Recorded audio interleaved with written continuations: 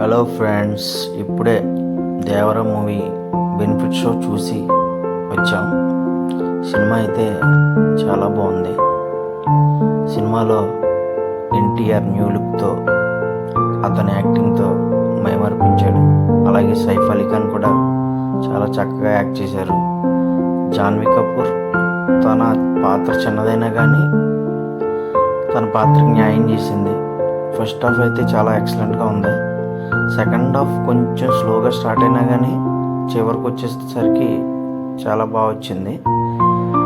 ప్రతి ఒక్కరు తమ తమ పాత్రలకి న్యాయం చేశారు. డైరెక్టర్ కూడా తను ఏమైతే అనుకున్నాడో అది క్లియర్గా స్క్రీన్ మీద ప్రజెంట్ చేయగలిగాడు అనిపించింది. అలాగే అనిరుద్ మ్యూజిక్ అయితే నెక్స్ట్ లెవెల్, అది ఊపిరి అనుకోవాలన్నమాట. ఇంకొక చిన్న డిసప్పాయింట్మెంట్ ఏంటంటే ఈ రిలీజ్కి ముందు పాటల్లో చిన్న హైప్ ఇచ్చారు.